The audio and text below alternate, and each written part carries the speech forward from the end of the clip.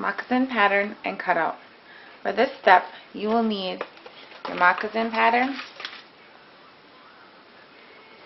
pen, Ojibwe, good sharp scissors, Mujwagan, and your leather hide, Wawashkeshiwayan. I learned this moccasin pattern and sewing style from my teachers.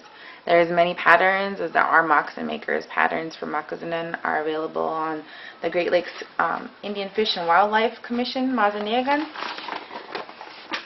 at the Fond du Lac Cultural Center and Museum, and from various powwow retailers, or maybe from your grandma. First step. Check your Wawashkeshiwayan for imperfections. Look at both sides. Look for holes. Look for marks. Most hides will have some kind of a number on them. Will have some holes and imperfections in them. So check your hide for those things.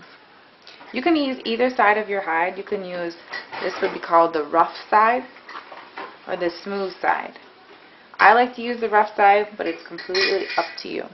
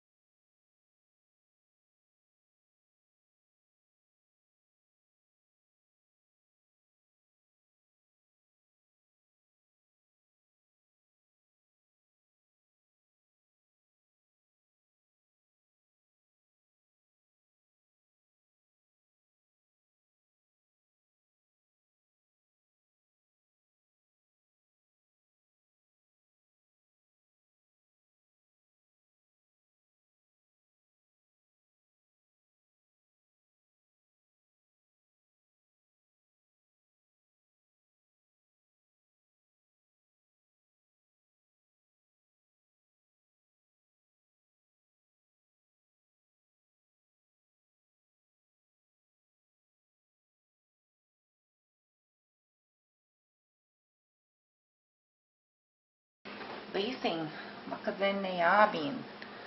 I've seen it cut either two ways. One is to cut it along the hide like this.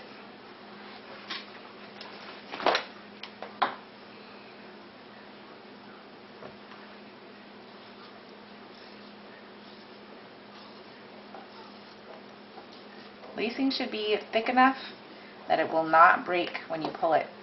I'd recommend about ½ inch thick. And a way to test your Makizinikewin is to pull it. If you can pull it like that and it does not break, then it's thick enough. Another way to cut Makizinikewin is along a circle. A lot of times when you're beading, you'll end up with a large amount of scrap. So you just cut in a circle like so.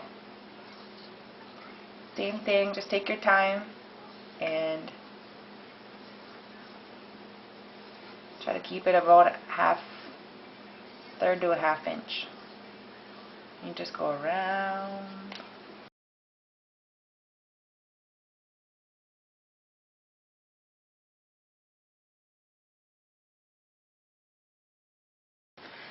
Makizinikewin should be long enough to follow along the back of the moccasin and tie in the front comfortably. This is my Nagakasit. This is where the cuff will start, and so this is going to go along the back. Be plenty of room to tie in the front. It's better to cut it too long and trim it off later. The welt needs to be the length of the penguin from one corner to the other corner. I like to cut it a little long. Better to have it too long and be able to trim it off later than have it be too short.